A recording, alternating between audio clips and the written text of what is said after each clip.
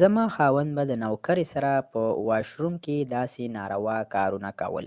زما نوکرې به چې په ګرمۍ کې هم ځان نه څادر کلک تاو کړی و او نه به یې لرې کوو، خو کله به چې زما کمرې ته دننه شوله د صفایۍ دپاره نو ور به یې کلک بند کړلو او چې بیا به بهر راوتله نو اخته به یې لامده او کپړې به یې هم لمدې ولې. زه پې ډېره زیاته شکي شولمه چې څه چل خو شروع دی.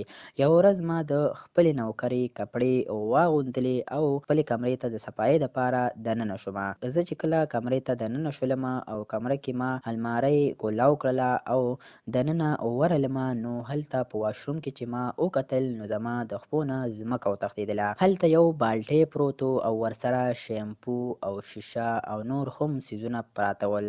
د شیشې په مخامخ باندې زما د خاوند کپړې پرتې وې.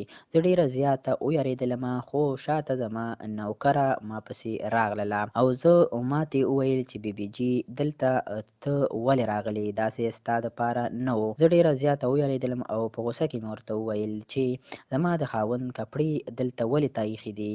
هغې راته وویل چې دا ستا د خاوند راز دی او هغه دا هر څه دلته کوي. په دغه اورېدو سره زه ډېره زیاته ویرېدلمه او کمره کې اکدم تیاره شوله. ټول لیټونه بند شول او صرف د اوبو د ټپاري اواز راتلو، نور په کمره کې څه هم نه ول. دا یو پټ راز واقعه وه چې درسره مو شریکه کړله. که دا ویډیو ستاسو خوښه شوې وي ویډیو لایک کړئ. که داسې ویډیوګانې ستاسو خوښیږي نو ویډیو ضرور لایک کړئ، چینل سبسکرایب کړئ چې داسې ښکلې واقعیاګانې او ښکلې معلوماتونه تاسو په دې چینل باندې وخت په وخت خبریږئ. د ویډیو کتلو مو ډېره مننه کوم.